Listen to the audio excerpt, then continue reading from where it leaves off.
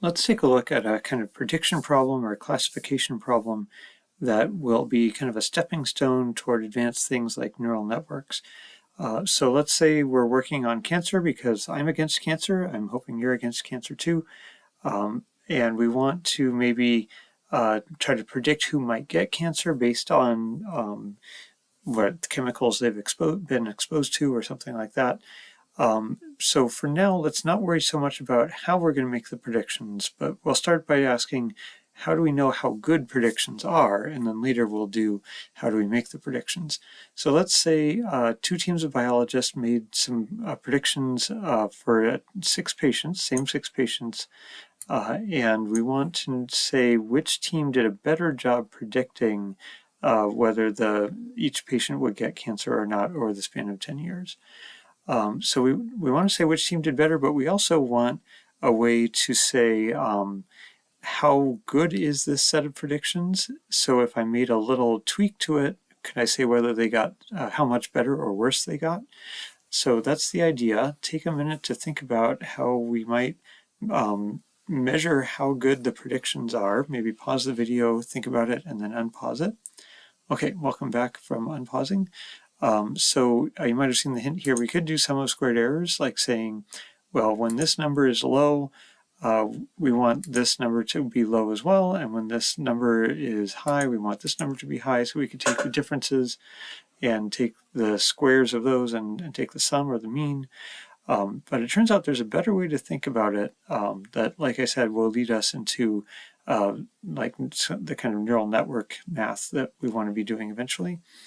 And so the way that better way is to say these predictions are predictions of the probability that the person will get cancer. And so when the prediction is high, it's fairly likely that we'll get a 1 here if the prediction was precise or it was accurate.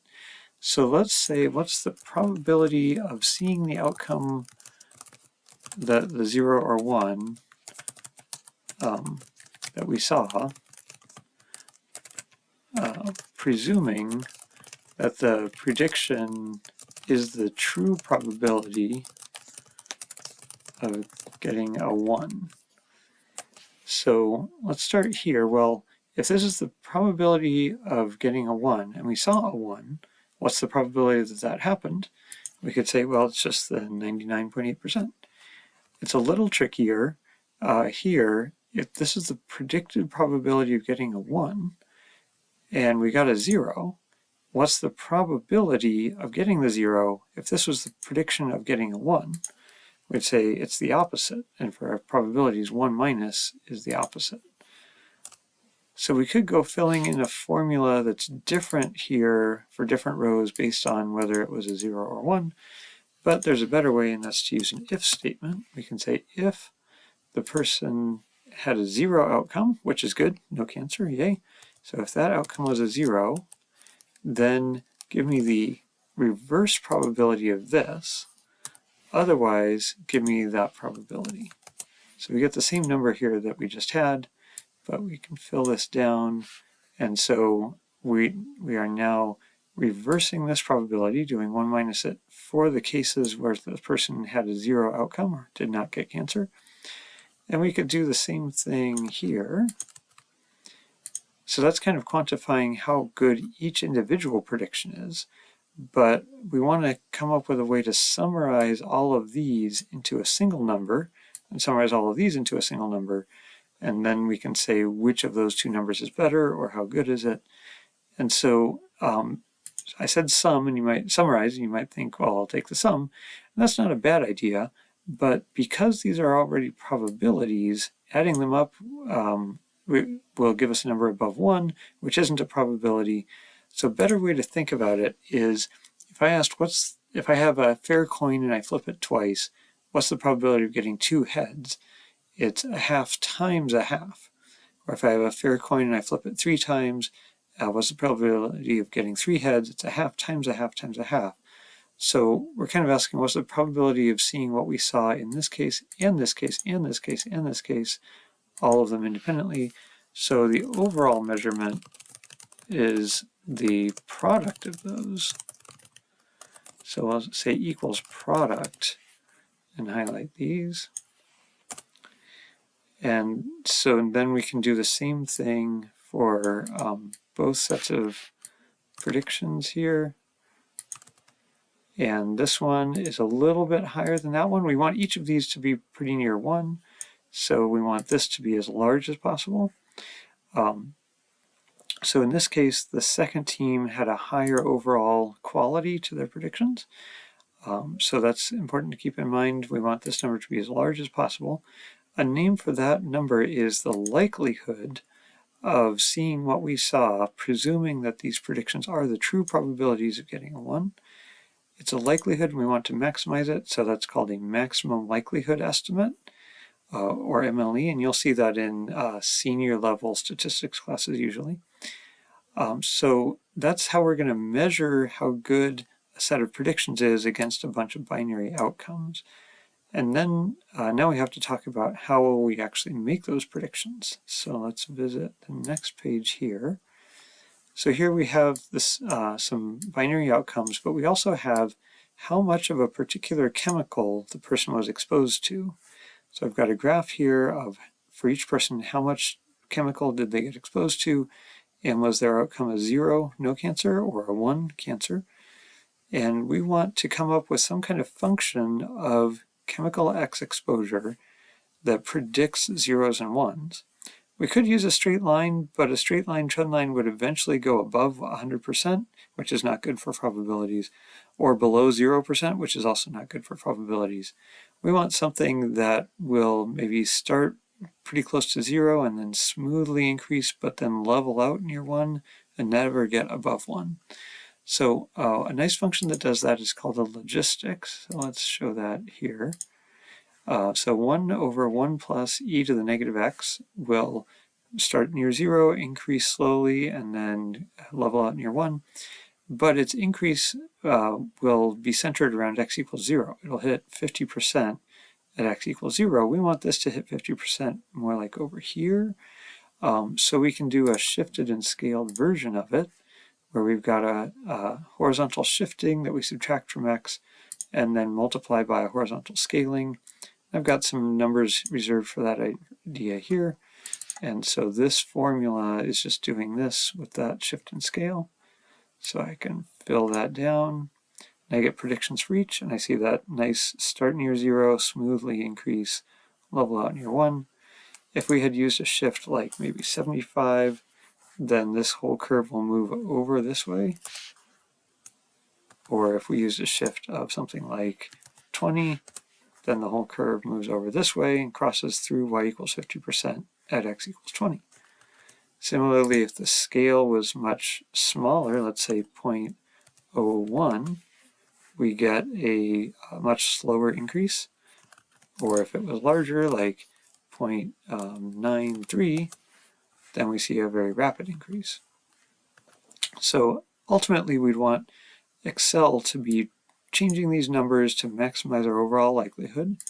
We can compute that the same way we did on the previous sheet. We're just using this. If this was a 0, give me the opposite of this prediction in probability terms. If this was something other than a 0, like a 1, then give me the probability of a 1. And we said we'll do the product of those to get the overall likelihood. And we want to maximize that. This brings up an issue. We're multiplying a bunch of things. Each of them is below 1.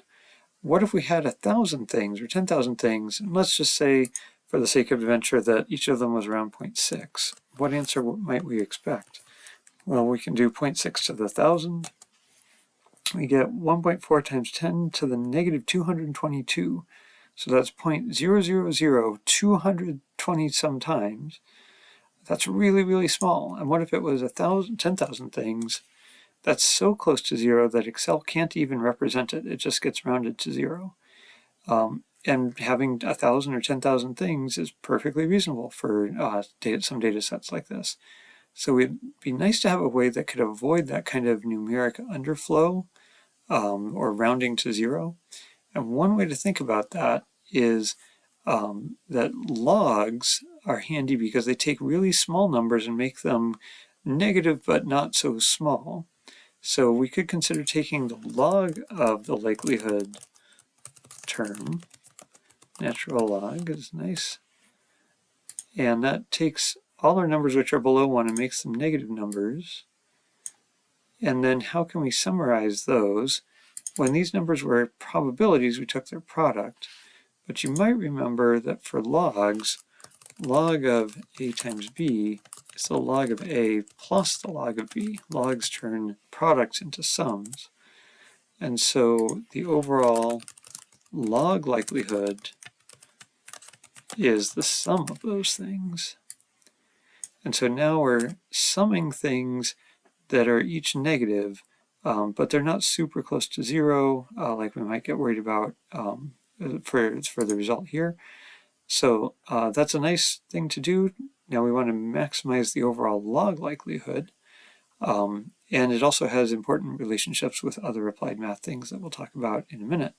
Just to verify that we're getting equivalent answers here, we could try reversing the logs here. We could say take e to the power of that, and we get the same thing we got for the overall likelihood here, but it's less prone to round-off error. So let's take that idea, but make it maybe a little more elegant and perhaps more applicable to cases where our outcome isn't just binary. Maybe we, in some cases, could have like they had no cancer, they had stage 1 cancer and stage 2 cancer.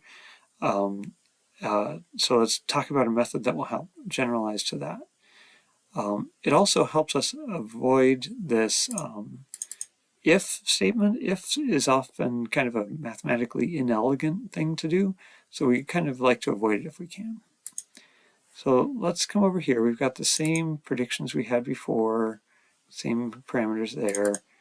We're doing the same thing here and taking the log like we did, so this is the same as before. But another way to think about this if statement and taking the log of something that's sometimes just a copy of this, sometimes it's 1 minus that, is to say we've got these zeros and ones. Let's focus on a case with a 1.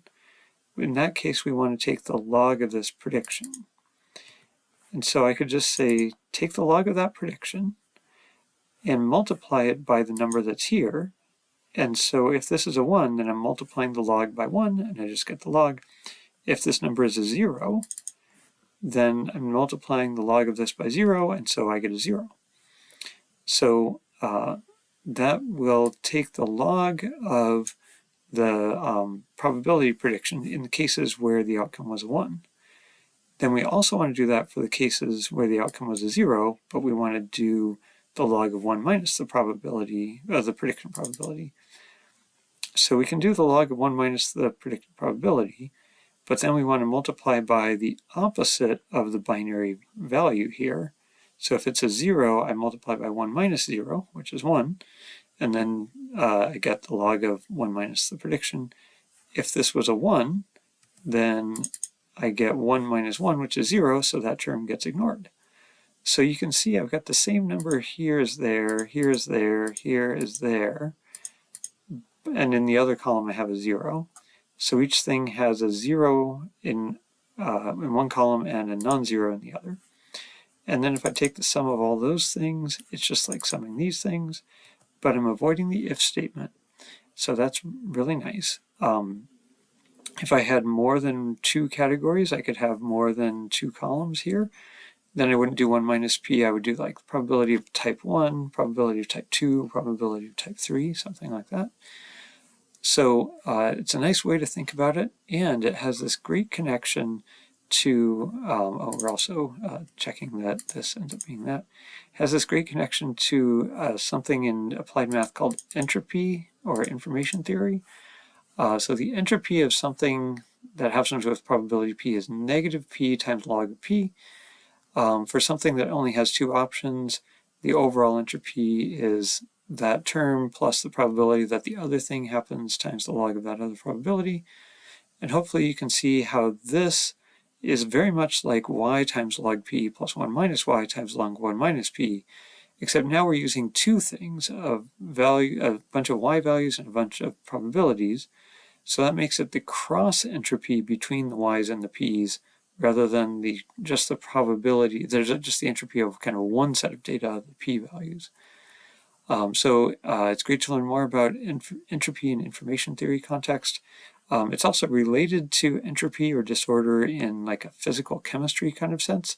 We won't get too much into that.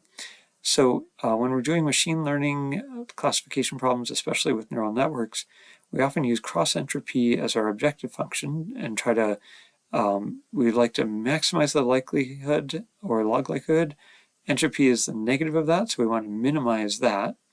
And partly because it's got this cool connection to like physical chemistry, and partly because it's smoother than using accuracy. If I just rated things on accuracy, like if a probability was above 50%, I'll say that's a prediction of a 1, but the person had a 0, so that's not accurate. So then I'd just add up how many predictions were accurate. But that doesn't change if these numbers change a little bit.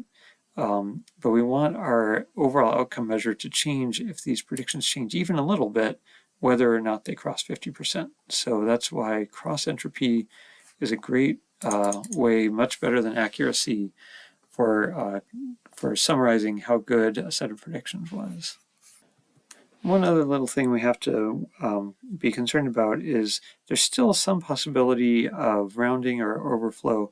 Like let's say for this person who has a 1 here, let's say our prediction was so good it was just plain 1.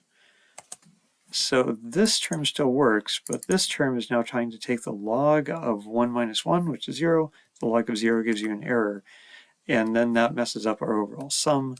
The same thing would happen here if I had a prediction of exactly 0.